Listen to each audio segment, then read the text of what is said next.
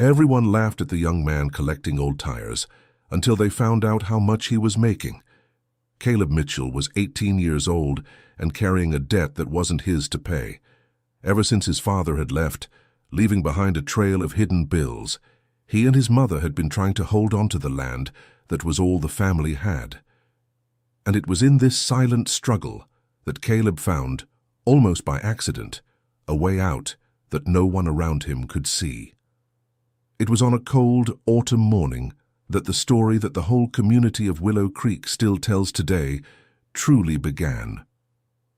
Caleb was on his knees in the gravel of the neighboring property's yard, sweaty and muddy, stacking old tires with gloved hands onto a rusty wheelbarrow when he heard the first laugh. It was a deep laugh from a man pleased with what he saw. Then came another, higher pitched, from a woman, and then a third, muffled behind a raised hand that barely hid the scorn. Mr. Silas Harrison, the owner of the property, was standing about 30 feet away with his arms crossed, next to his wife Beth and his brother-in-law Nathan, and the three of them were looking at Caleb as if they were watching a show they never expected to see on an ordinary Monday morning. "See that, Beth?" Mr. Silas said loud enough to make sure Caleb heard. "Martha's son came to collect our trash, on his knees no less, just look at that." Beth let out a short laugh. Poor thing. His mother must be ashamed at home. Nathan crossed his arms even higher and shook his head with a crooked smile. "An 18-year-old boy whose future is hauling rotten rubber. That's what happens when you raise a kid without a father to teach him what real work is." Caleb didn't look up. He kept stacking, one tire after another, with the same focus as someone counting money, because to him, that's exactly what he was doing. Each tire that rolled into the wheelbarrow was a small step in a calculation that nobody around him knew he had been making for months. Their laughter didn't get to him, or it did, but he had learned to store it in a deep place in his chest where pain didn't interfere with his reasoning. What none of the three in that yard imagined was that over the past 4 months, while they slept soundly and woke up without a care, Caleb had saved up more money than any of them saw in an entire quarter of working the fields. But the story hadn't started with victory. It had started with a loss. Mr. Thomas Mitchell was a man that everyone in Willow Creek respected from afar, and no one knew up close. A hard worker, quiet, proud in the way only a country man can be, he had spent 22 years building that 40-acre farm between two hills, with a little old tile-roofed house at the center and an orchard that Mrs. Martha had planted, one tree at a time over the years. They weren't rich, but they were whole. And there was something in that wholeness that was worth more than anything money could buy. When Mr. Thomas got sick, it was quick. 3 months between the diagnosis and the wake. And when Martha started organizing the papers, she discovered what her husband had kept silent for years. Debts, not many, but enough to suffocate someone who had no way to pay. A loan taken out to fix the house roof 2 years earlier, a general store bill that had grown without her knowledge, and a piece of land that Mr. Thomas had promised as collateral without telling her. The main creditor was Mr. Barnaby Crawford, a man in his 60s who lived in the nearest bigger town and who had lent the money to Mr. Thomas without much ceremony, because the two of them had a relationship of trust built over decades. But Mr. Barnaby was pragmatic. With Mr. Thomas, the agreement was verbal, and trust was enough. With the widow, he needed it in writing. Martha signed what needed to be signed because she had no choice, and he started paying the monthly installments on what was possible, cutting back on purchases at the general store, selling a few chickens, letting the garden grow so they wouldn't have to buy vegetables. Caleb, who had just turned 18 when his father left, dropped out of his last year of school and took on whatever he could carry on his shoulders without complaining. But there was someone watching all of that with eyes that weren't compassionate. Mr. Victor Sterling lived on the largest property in the area, a 58-year-old man with grey hair, thick hands, and a voice that never needed to be raised to be obeyed. He had tried to buy that land from Mr. Thomas Mitchell twice over the years, and both times the man had refused without even sitting down to negotiate. The property was perfectly nestled between 2 creeks that supplied half the farms in the region, and whoever controlled that land controlled the water. Mr. Victor had known that all along. With the death of Mr. Thomas, Mr. Victor smelled opportunity. He didn't come in a hurry. He came with condolences, with a basket of fruit, with kind words about how he respected the family. Martha received everything with genuine gratitude, not realizing that beneath the condolences there was a plan being coldly calculated. In the following weeks, Mr. Victor started showing up frequently. He'd make conversation, ask if she needed anything, offer help with a wide smile that seemed sincere. And at the same time, discreetly, he went to Mr. Barnaby Crawford and started a conversation that Martha would never know had happened. "That woman won't be able to keep that farm, Barnaby. You know that. The boy is too young and has neither the skill nor the money. Let the debt grow a little more and you do what needs to be done. When she has no way out, I'll step in and buy it. We'll split what's fair." Mr. Barnaby listened in silence, drank his coffee, and promised nothing. But he didn't refuse either, and it was in this atmosphere of silent pressure that Caleb began to realize that time was passing faster than the bill his mother could pay. He didn't say anything to Martha about what he was thinking. He stayed awake 3 nights in a row, staring at the ceiling of the small room, with the sound of the wind hitting the loose shingle that was waiting for someone to have money to fix. He thought about asking for work on the neighboring farms, but the daily pay in the area was too low to solve what needed to be solved. He thought about going to the city to try something, but he didn't want to leave his mother alone.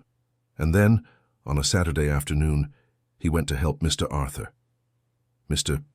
Arthur Miller was a 67-year-old mechanic who had a small shop on the side of the road in the neighboring town, a brick building with peeling plaster and a hand-painted sign that said, "Miller's Auto and Tire Shop," in letters the sun had slowly faded. Mr. Arthur was a widower, had no children, and had developed a quiet affection for Caleb over the last 2 years, ever since the boy had shown up asking to learn how to change oil for free, just to have something useful to his name. That afternoon, Caleb was helping organize the back of the shop, which was always cluttered with discarded tires customers left behind, when Mr. Arthur stopped beside him and stood for a while looking at the pile. "You know this stuff has value?" the old man said suddenly, almost to himself. Caleb looked at the pile of tires as if seeing it for the first time. "What value, Mr. Arthur? Isn't this just trash?" The old man let out a short laugh and went to fetch a worn-out notebook from a shelf. He opened it to a page scribbled with notes. "There's a retreading company out near Sterling Heights that buys used tires in bulk. They need the carcasses. The more good tread left, the more they're worth. I worked in that business before opening this place. I know how it works." Caleb Mitchell stood still, feeling something stir inside his chest. "How much do they pay?" Mr. Arthur explained everything. The price per pound, the minimum weight per delivery, the difference between the ones that could be used and those that were no good. He explained how to sort, how to stack, how to present them. Caleb wrote it all down in a notepad he'd borrowed from the counter, with a focus that Mr. Arthur had never seen in anyone so young. "Will you give me these here?" Caleb asked, looking at the pile from the shop. "Take it all. Do me a favor." That night, Caleb headed home with the wheelbarrow loaded and his mind working faster than his legs. The first delivery was modest. Caleb had gathered the tires from Mr. Arthur's auto shop, along with a few he'd found tossed on the shoulder of the country road, and added a few more he'd asked for from the tire guy in the neighborhood, explaining he wanted to take the waste. The tire guy, who didn't know what to do with that stuff, agreed on the spot and even helped to load it. The payout was an amount that seemed small to an outsider, but for Caleb, it meant a month's electric bill paid with ease. He came back home with the money in his pocket, riding in the passenger seat of a truck that passed by on the highway, and said nothing to his mother. He put the money in an envelope and stashed it under the mattress, with the coolness of someone building something that needs time to grow. The second delivery was almost double the first. This time, Caleb had stopped by 3 farms on the way to the neighboring town, asking permission to haul away the old tires each had piled up in the corners of their yards. The owners were glad to be rid of that junk for free. One of them even offered him a packed lunch and a glass of water, while Caleb loaded up, impressed by the boy's drive. It was in the 3rd week that the neighbors started to notice, and the laughter began low, like a light drizzle that barely wets the ground before turning into a storm. Dear listener, if you're enjoying the story, go ahead and leave a like, and especially subscribe to the channel. It really helps us who are just starting out. Now continuing on, Mr. Silas Harrison was the first to speak up. He was a farm man, used to judging others by how much land they had and the work they did. In his mind, work was ploughing, planting, harvesting, tending to cattle. What Caleb didn't fit into any category he recognized as labor. He was a dirty boy dragging a rusty wheelbarrow, picking up waste rubber. To Mr. Silas, that wasn't a business. It was a sign of desperation, and he didn't keep that opinion to himself at Mr. Gerald Fletcher's general store, where the community of Willow Creek gathered every week to buy what they needed and chat about what they didn't. Mr. Silas started bringing Caleb up in conversations. "Martha's boy came asking for the old tires on my property," he remarked one morning, leaning his elbow on the counter. He was on his knees in the gravel, all dirty, stacking that stuff up like it was gold. Mr. Nathan, Mr. Silas's brother-in-law, was on the other side and was already expecting the topic. "Yeah, I saw it too. That boy's going to grow up to be a scrap metal collector in the big city. That's his fate." Beth, Mr. Silas's wife, was outside but heard and stepped in just to add her 2 cents. "Martha doesn't deserve this shame. She's a good woman. The problem is that her husband left without providing anything for that family. That boy has no direction." The talk grew over the days, gaining details no one knew for sure, but kept adding like seasoning. Soon people were saying that Caleb collected tires because he couldn't find a job anywhere. Others said his mother had made him work because there was nothing left to eat at home. Some, the crueler ones, said his father had left, also leaving behind a hidden shame that no one wanted to speak of out loud. Martha caught bits of this when she went to the general store, and she'd come home with a different weight on her face. On a Tuesday afternoon, Caleb came home with his cart full after a long day, and found his mother sitting at the kitchen table with her hands clasped on the worn tablecloth. She didn't say anything when he walked in. She waited for him to wash his hands and sit down. "Caleb," she said, her voice deeper than usual, "I need you to stop this." He looked at her, not understanding. "Stop what?" "This tire business. People are talking. I'm ashamed to leave the house, son." Yesterday, Beth from Mr. Silas looked at me in the general store with that look I know, and Sandra from the little market asked if you were right in the head. I don't know what to say anymore. Caleb was quiet for a moment.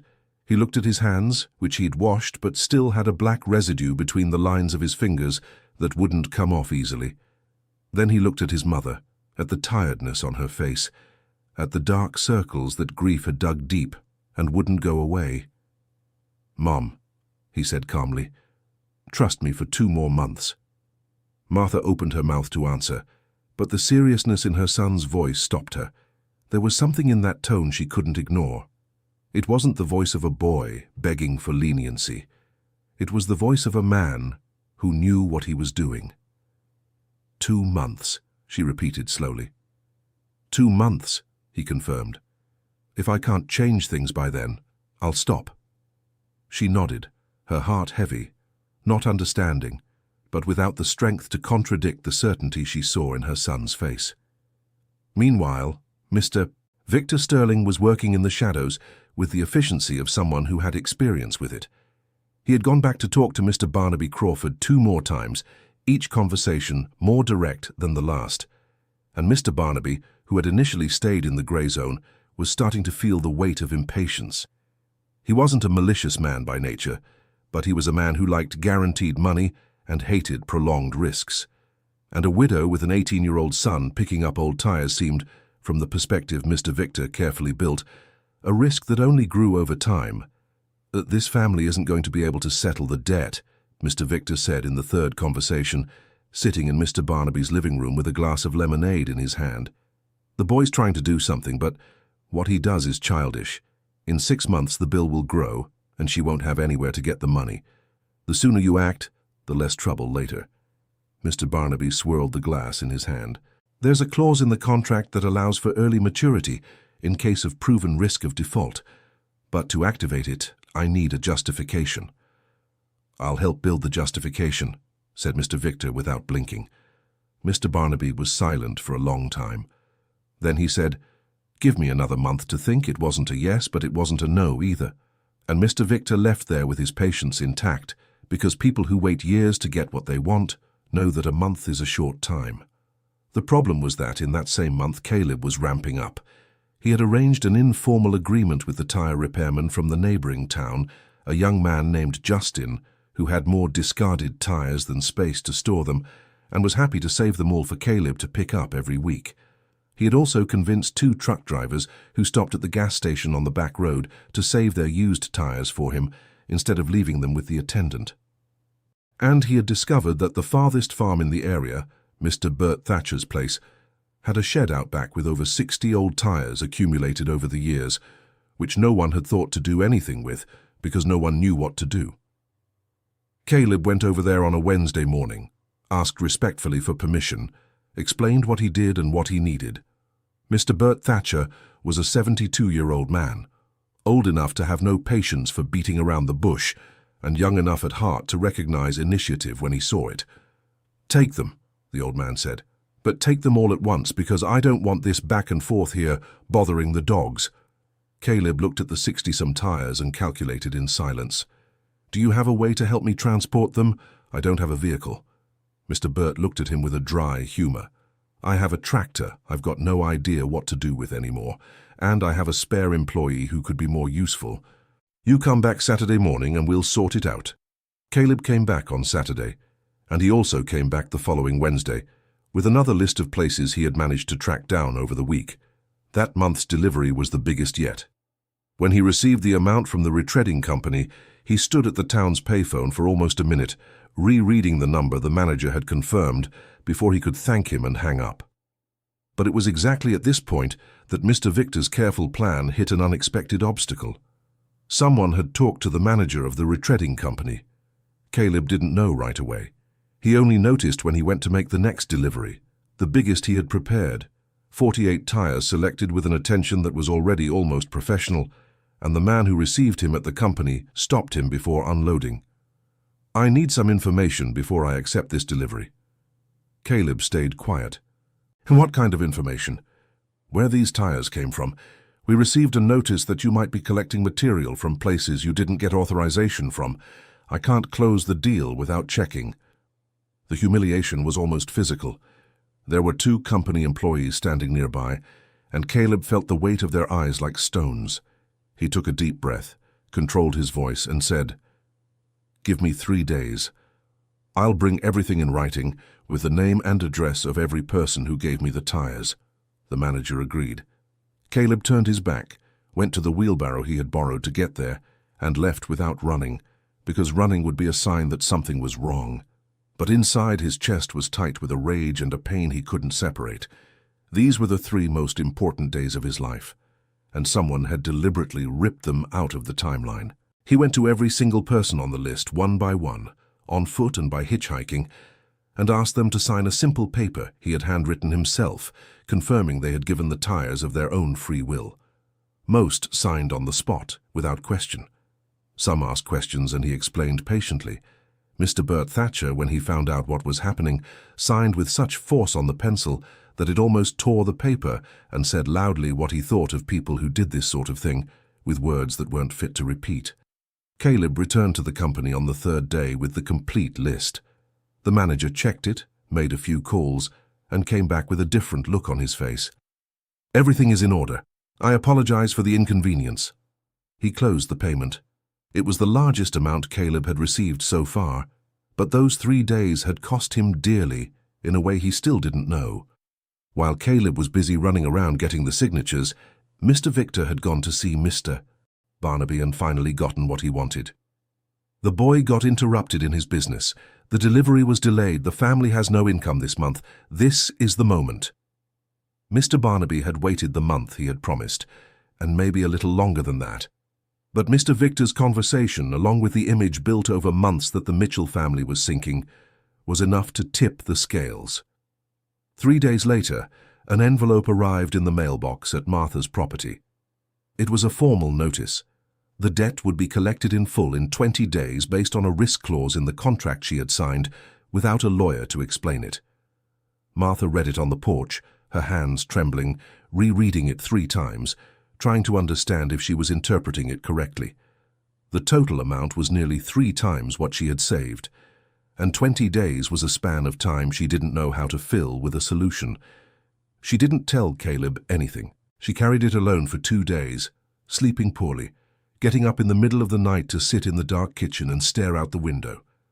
It was on the 3rd day that she went to Mr. Victor's house.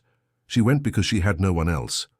The friends she had could offer company, but they couldn't solve that kind of problem. The nearest bank was far away, and she didn't even know where to start.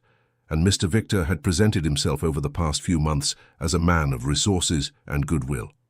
She went with the envelope in her purse and a heavy heart, like someone who goes to ask for help and knows she'll owe something for it.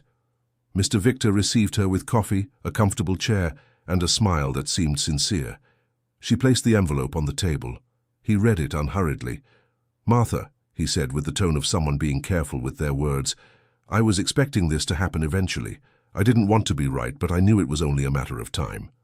She swallowed. "Do you have any idea what I can do?" Mr. Victor was quiet for a time that seemed calculated. "I have a proposal. It's not what you wanted to hear, but it's honest. I buy the property for an amount that covers the debt with Barnaby. You and Caleb can keep living in the house for 6 months rent-free. That gives you time to get back on your feet." Martha felt the ground fall away. "The land," she said softly. "It'll still be taken care of. I treat what's mine well." "But it's Thomas's land. It's Caleb's father's land." Mr. Victor tilted his head with an air of feigned regret. "I know, Martha, and that's why it hurts me to make this offer. But the reality is, you have 20 days, and you can't handle 20 days on your own." She was silent for a long time. Then she asked if she could take the paper to think it over. Mr. Victor said yes, but that 20 days was short, and she shouldn't wait too long. Martha returned home with a paper she shouldn't have taken yet because the paper was a preliminary intent to sell, and she had signed it without fully realizing what she was doing. Mr. Victor had a way of explaining documents that made each part seem smaller than it was. Dear listener, if you're enjoying the story, feel free to leave a like and especially subscribe to the channel. It helps us a lot as we're just starting out. Now continuing. That same night, Caleb came home earlier than usual. He had received payment for the delivery, had made a decision about the next steps, and was filled with that kind of energy that comes when your head is full of plans and your body wants to get started right away.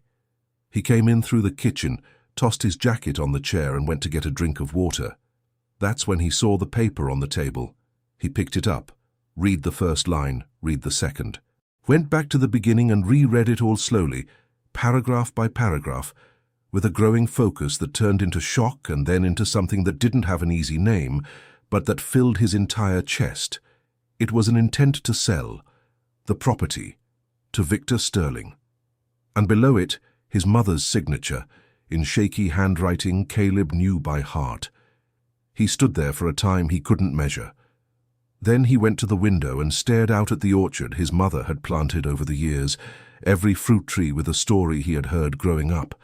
The guava tree his father had planted the day Caleb was born, the orange tree his grandmother had brought as a sapling when he was 2 years old, and that took 4 years to bear fruit, the papaya tree his mother watered every day as if it were a baby in her arms.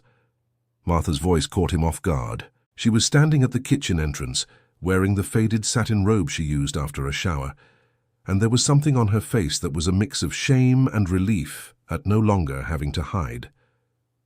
"Caleb," she began. "Why didn't you tell me?"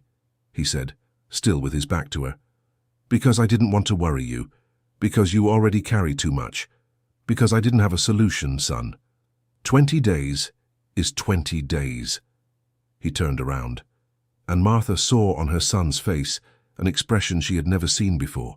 It wasn't anger. It was a quiet pain he was holding back with both hands, trying not to let it fall. "Mom," he said, "I need to know how much is left to pay Mr. Barnaby. The total amount." She fetched the envelope, showed him the paper. Caleb looked at the number, calculated in silence for a moment that didn't last long. "Give me a week," he said.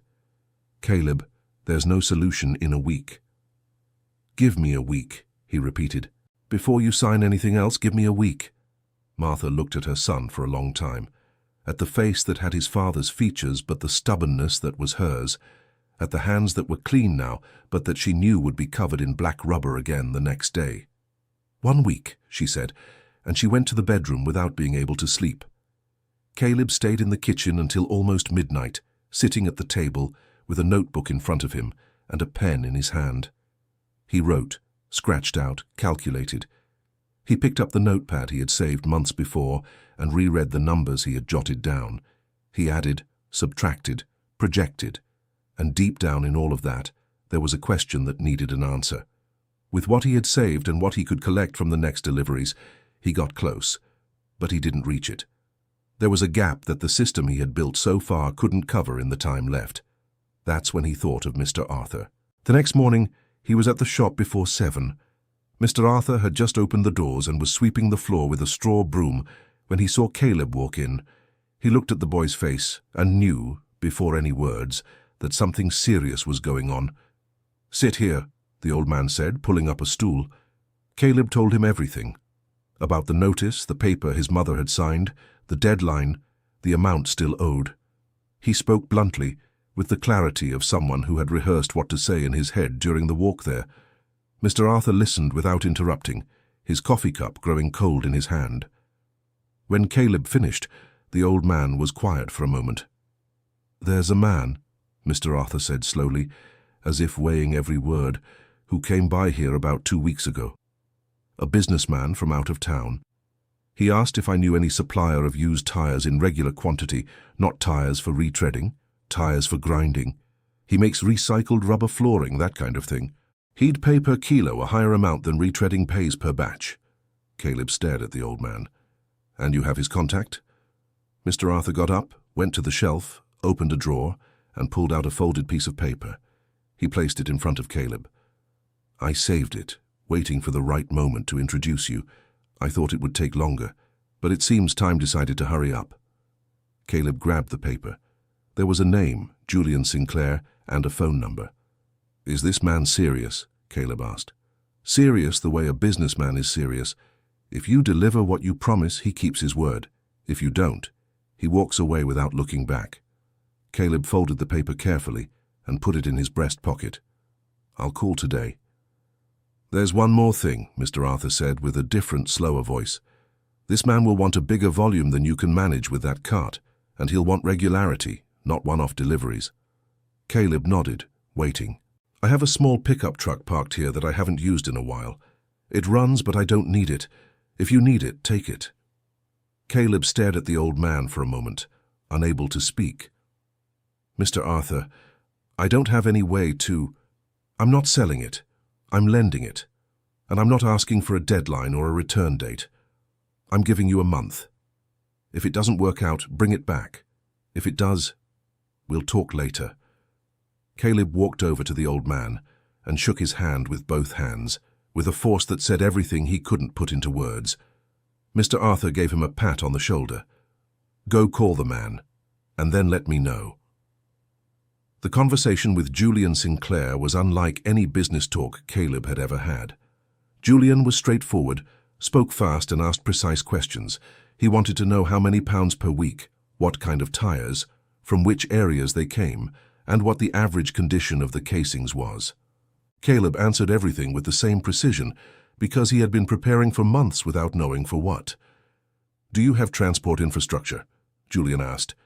"I have a small pickup that covers the area. That'll do for now. But if you want to grow, you'll need more. For now, it's what I need," Caleb said. Julian was silent for a moment. "Send me a test delivery first. If the quality matches what you're describing, I'll sign a monthly contract." "How long will you need to evaluate it?" "A week after the delivery arrives." Caleb did the math quickly, gathering enough volume, organizing, transporting, waiting for the evaluation. In the best-case scenario, he'd come close to the 20-day deadline. In the worst case, he'd miss it by a day or two. "I need to be honest," Caleb said. "I have an internal deadline here of 19 days. I can get the test delivery to you in 6 or 7 days, but I'll need a quick response." Julian paused. "Why the deadline?" And Caleb told him. Not all the details, but enough. The debt, the land at risk, what was at stake. There was a silence on the line that lasted long enough to make Caleb's heart beat faster. "Kid," Julian finally said, "I don't usually mix business with personal situations, but I also don't usually find a supplier who tells me the truth on their first call. Send me the delivery in 6 days. I'll evaluate it in 3, and if it's good, the payment goes out on the 4th day." Caleb closed his eyes for a second. "Thank you, Mr. Julian." "Thank me after it's all sorted. Get to work." He worked. For the next 6 days, Caleb slept no more than 4 hours a night. He woke before dawn, picked up Mr. Arthur's pickup truck, and hit the road still in the dark, following a route he had planned in detail in his notebook. Mr. Bert Thatcher gave him another batch. Justin from the tire shop had saved up 3 weeks' worth of stock. The truckers at the station had more than expected, because the flow of interstate buses had increased with harvest season. And Caleb had found 2 more new spots: a small construction company in the neighboring town that had renovated a garage and accumulated tires from old machinery, and a car wash that had partnered with a transport company and had an overflowing storage area. Each tire was selected, sorted, mentally weighed. The bad ones were left behind. The good ones went into the pickup with the care of someone carrying something precious. On the 5th day, Martha went to the window early in the morning and saw her son stacking tires in the backyard, with that same focus she had seen over the past few months, but with a different speed, with an urgency she didn't understand, and that scared her. That evening, she called him for dinner and watched as he ate in silence, his mind somewhere she couldn't reach. "Caleb," she said, "are you okay?" "I'm fine," he answered. "Are you sleeping?" "I sleep enough." She looked at him for a moment. "You look like your father when he had something on his mind." Caleb stopped eating for a second. Then he went back to it, but with a slower movement. "Did Dad think a lot too?" "Too much. He kept everything inside, stayed quiet, handled it on his own. He never asked for help." Caleb stayed silent. "Sometimes your dad made mistakes because he didn't ask for help," Martha continued, in a voice that wasn't accusatory, just reminiscent. "Sometimes you keep so much inside that the bill comes due too big." "I know, Mom. But this time I'm not hiding because I'm scared. I'm hiding because I'm not done yet." She nodded. She didn't ask anything else. On the 6th day, Caleb left with the pickup truck loaded before dawn. The delivery for Julian Sinclair was 43 miles away. He arrived while the sun was still low, with that orange light that drifts slowly over the hills before rising for good. Julian was there in person to receive it. He was a man around 45, dark-haired, broad-shouldered, with the look of someone who'd spent his life hauling things. He looked at the pickup, then at Caleb, then back at the pickup. "You came alone?" "Always have." Julian walked around the load, lifted a few tires, checked the casing with his fingers, tapped the sides, listening to the sound. He made notes in a pad. Then he called an employee to unload. "I'll evaluate it and call you," he said. "Does the number you gave me work?" "It's the payphone in town. But if you call between 7 and 8 in the morning or between 6 and 7 in the evening, I'll be there." Julian looked at him with an expression that was hard to read. "You don't even have a cell phone?" "Not yet," Caleb answered. The man was quiet for a second. Then he said, 7 in the morning, 3 days from now. Be at the payphone." Caleb drove back home with the pickup empty and his heart full of a nameless tension. Those were the longest 3 days he'd ever lived. On the first day, he checked the other lots he'd set aside, reorganizing, calculating how much he could deliver if the deal with Julian went through. On the second day, he went to visit Mr. Bert Thatcher and took the chance to confirm another regular supply agreement. On the third day, he was at the payphone at 6:55 in the morning, his hand on the receiver, waiting. The phone rang at 7:02. "Caleb?" Julian's voice on the other end. "Mr. Julian." "The load was good, better than expected, actually. You picked them well." Caleb breathed slowly. "Glad to hear that. I have a proposal for a monthly contract. Minimum volume of 500 kilos per week, bi-weekly payment. The price per kilo is higher than what retreading pays. If you can get more volume, I'll increase it proportionally." Caleb was silent for a moment, calculating. "I can do the minimum volume. I'd need another collection point to guarantee the higher volume. Do you have time for that? I'll make the time. Julian let out a short laugh. All right, we'll sign the contract next week, but I can advance the first 2 weeks' payment this week, if you need it. Caleb felt his breath catch. You'd do that? I do it because it's in my interest to keep a good supplier, and because you've been honest with me from the start. Those 2 reasons together are worth an advance. The amount Julian transferred 2 days later was deposited into the account Caleb had opened months before at the bank in town. A simple account he'd created exactly for this purpose, without telling anyone. When he went to check the balance, he stood in front of the teller for almost a minute, reading the number on the screen over and over. It was more than enough. With what he had saved plus Julian's advance, Caleb had in hand the full amount Mr. Barnaby had charged in the notice, with a margin that wasn't large, but it was there. He went personally to see Mr. Barnaby Crawford. The meeting took place in the living room of Mr. Barnaby's house on a Thursday afternoon.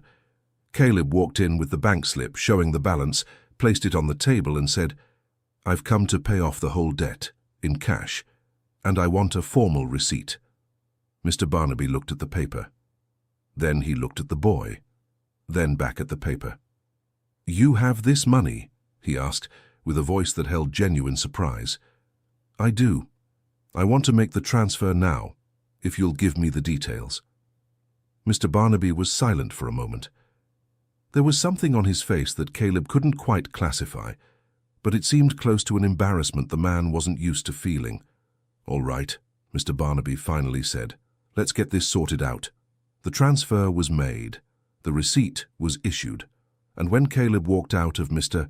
Barnaby's house with that paper in his hand, he stood still on the sidewalk for a moment, looking at the street of the town that was busy like any normal afternoon, unaware that that piece of paper represented months of dirt roads, rusted hands, and humiliation swallowed in silence. He folded the receipt carefully, put it in his breast pocket, and left. He got home in the late afternoon, when the sun was already setting behind the hills, and the light had that golden color that made his mother's orchard look like a painting. Martha was on the porch. She looked at her son as he climbed the steps, and something in the way he walked made her stand up. Caleb slowly pulled the paper from his pocket. He held it out to her. Martha took it, read it again, looked at the numbers, and then looked at her son with a face that was trying to understand, even as it was already beginning to understand. "Caleb," she said, her voice breaking mid-word. "It's paid, Mom. All of it. The land is ours." She stood there with trembling hands holding the paper. Caleb saw when the first tear fell without warning, and Martha didn't even try to hide it. She just let it go and stood there with the receipt in her hands and her chest heaving in a sob that had been waiting weeks to come out. Caleb stood beside her. He didn't say a word. He placed his hand on her shoulder and just stayed. Dear listener, if you're enjoying the story, go ahead and leave a like and especially subscribe to the channel. That helps us a lot as we're just starting out. Now, continuing. The news spread through Willow Creek in a way nobody planned, but that seemed inevitable, because in a small community, secrets have short lives. It was Mr. Gerald Fletcher, the owner of the general store, who accidentally sparked it. He had gone to deliver an order to Mr. Victor's property on a Monday morning and found the man on the porch on the phone with a voice that wasn't for casual conversation. "Mr." Gerald waited outside and unintentionally heard enough to understand that Mr. Victor was talking to Mr. Barnaby and that he was clearly irritated about something that had turned out differently than planned. "What do you mean he paid it all off?" Mr. Victor's voice raised. "I told you not to accept before checking with me, Barnaby. Now the paper that woman signed is worthless." Mr. Gerald wasn't a gossiping man by nature, but he was a man with a memory, and he had heard months of comments about Martha's son over his own counter. He had been the backdrop for every laugh and every insinuation Mr. Victor had sown. And he had, stored away unintentionally, a discomfort he didn't know where to place. That day, when he returned to the general store, he told his wife what he had heard. His wife told Sandra from the market. Sandra told Beth. And from Beth, it went to everyone else. Before lunch, the story had made its way back to Mr. Silas Harrison's porch with every detail, including parts nobody had actually heard, but made too much sense not to have happened. Beth stayed silent after listening. Mr. Silas stared at the table. Nathan stepped out into the yard without saying a word and stood looking at the hills for a while.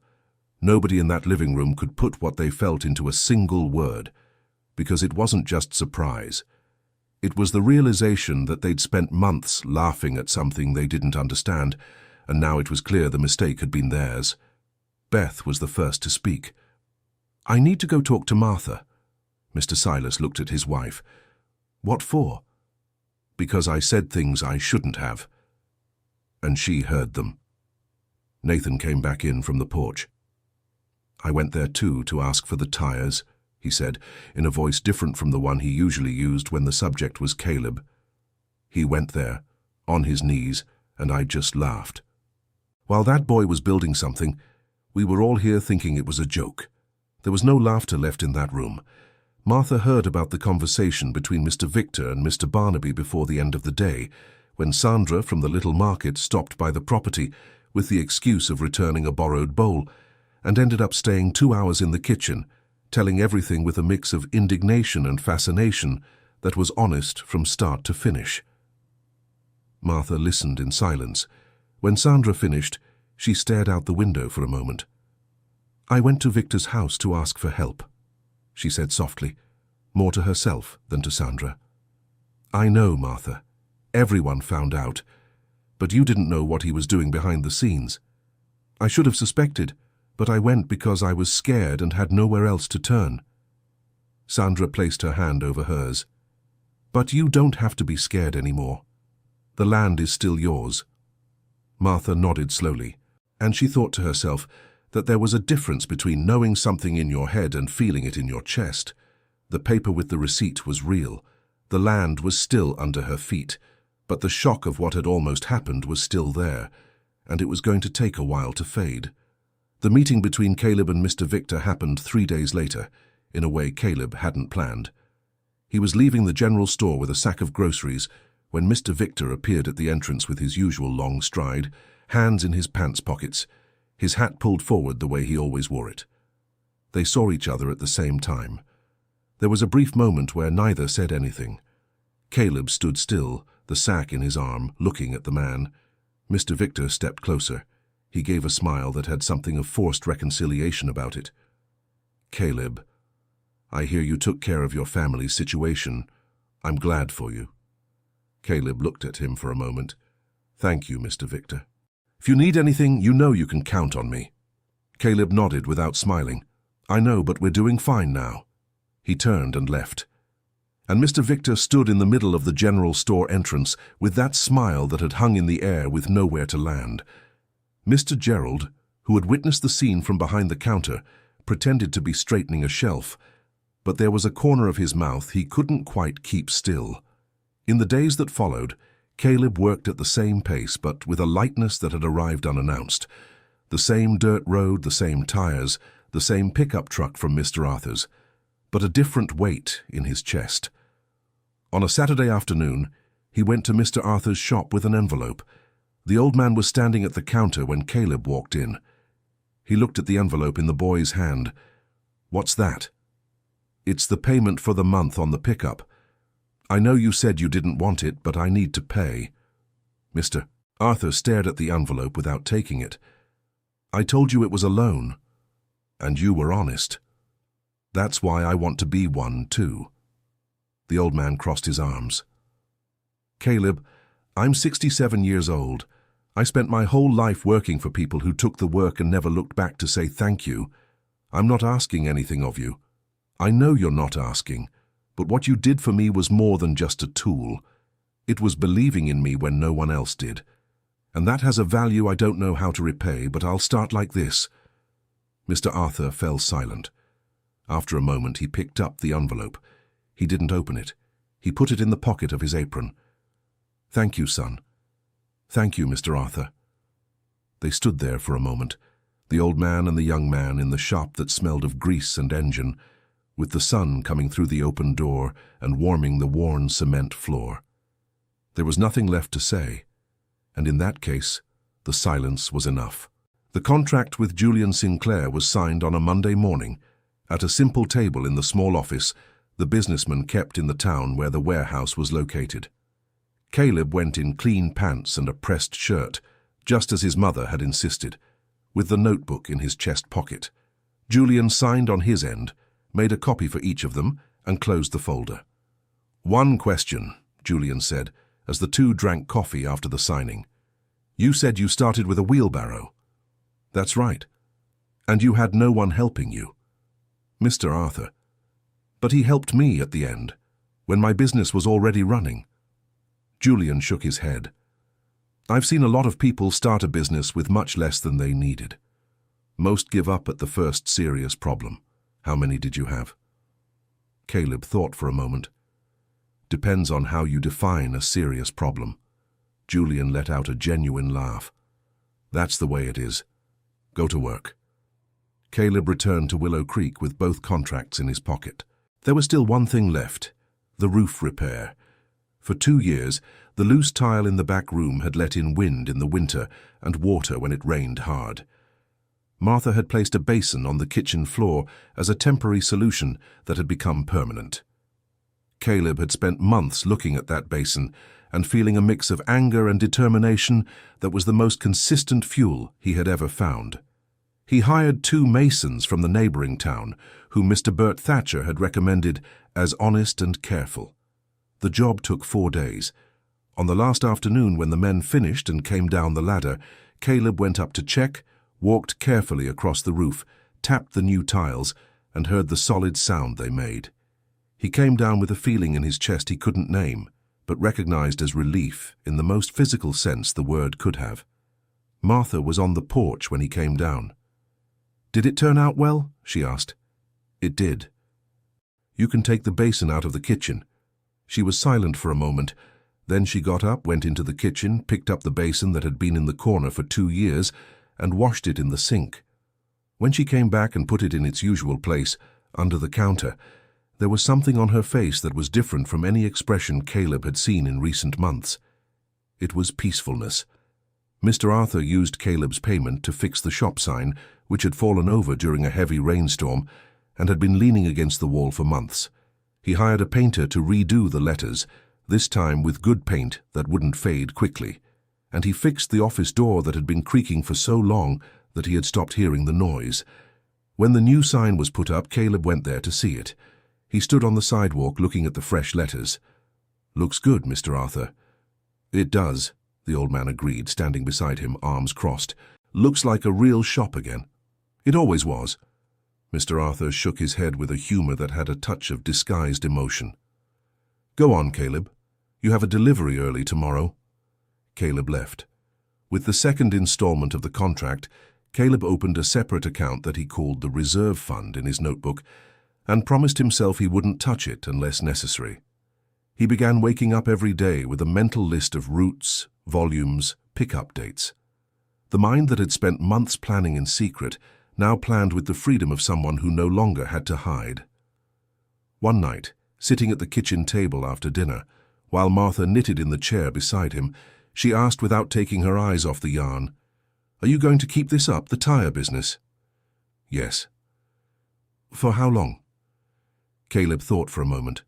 "I don't know, as long as it makes sense." Martha nodded. "Your father would be proud, Caleb." He was quiet for a moment. "I know, Mum. But that was his way too, you know, keeping things to himself, not saying anything until he was sure. It's the way I learned." Martha finally looked at her son. "There's one way you didn't learn from your father, that you figured out on your own." "What's that?" "The patience to put up with what people say without losing your way. Your father lost it. Sometimes he'd react, say things he didn't need to, stew for days. You just kept going." Caleb didn't answer, but that stayed with him for a long time, like one of those phrases that stick with you without you even realizing it. Over the following weeks, something curious began to happen in Willow Creek. It wasn't announced, it wasn't organized. It happened little by little, the way true things often do. Mr. Silas Harrison stopped his truck by the roadside one morning when he saw Caleb passing in his pickup and got out to talk. It was a short conversation, without much ceremony. "I've got some tractor tires out in the back of the yard I don't know what to do with," Mr. Silas said, without looking Caleb directly in the eyes. "If you're interested." Caleb was quiet for a moment. "I am interested. I'll stop by this week." Mr. Silas nodded. He got back in his truck, drove away. It wasn't an apology. It wasn't what he'd asked for. But there was something in that gesture that Caleb understood, and it was enough. Justin, the tire repairman from the neighboring town who had been Caleb's first regular supplier, started mentioning at the counter to customers that he had a deal with a young man who picked up tires every week. He spoke with the pride of someone who felt part of something that had worked out. And when someone asked who the young man was, he described him, and invariably the person listening had already heard something about Martha's son. And the story that reached people's ears now was different from the one that had circulated months before. It was no longer the story of a crazy boy picking up trash. It was the story of a young man who had seen something no one else had, and who had made it happen without asking anyone's permission. Mr. Bert Thatcher, the oldest in the community with an active voice and who had watched everything closely, summed it up in a way only someone who has lived long can. That boy didn't need anyone to believe in him. He believed in himself when no one else did. And then he didn't need anyone else to believe anymore. The saying spread, and at some point it reached the ears of Mr. Victor Sterling. What Mr. Victor did with it, no one knew. Because Mr. Victor stopped showing up as much at the general store and at the conversation circles in the following months. Some people commented that he had backed off for a while. Others said he was looking for another opportunity in another direction. Most stopped talking about him because there were more interesting things to talk about. And Caleb, who had learned from the start that spending time thinking about Mr. Victor was time not spent thinking about the next step, simply didn't think about him. One autumn morning, almost a year after that cold morning when he had gone to pick up the first tires at Mr. Silas's yard, Caleb woke up before the sun, as usual, made coffee, and sat on the porch for a time that wasn't typical. Normally he was on his feet and moving before the light broke. But that morning he stayed. He looked at the orchard his mother had planted little by little over the years, at the guava tree, the orange tree, the papaya tree, at the roof that had been repaired and stood firm under the slowly arriving light, at the pickup truck parked in the yard, which Mr. Arthur had finally agreed to take back when Caleb bought his own, a used utility vehicle in good condition he had purchased with the third installment of the contract. There was a lot that was different compared to a year before, and there was a lot that was the same. The land was the same, the house was the same. His mother was the same resilient woman who had raised him with little and a lot at the same time. Martha came out with 2 cups of coffee and sat down beside him. They stayed silent for a moment, looking at the horizon where the sun was arriving with its usual slowness. "You're quiet today," she said. "I'm thinking." "About what?" Caleb paused for a moment. "About that first day. When I went to pick up the tires from Silas and they all laughed." Martha stayed quiet. "I was on my knees in the gravel," he continued, "and I heard every single thing they said. I know exactly what each one of them said. And I thought, at that moment, that I'd hold on to that forever. I'd use it as fuel." "And did you hold on to it?" "I did. But the fuel ran out before I needed it, because along the way, I stopped working out of anger at them and started working for myself, for us." Martha looked at her son. "That's what makes the difference," she said softly. "Yeah. When you stop trying to prove something to someone and start building for your own reason." Caleb nodded.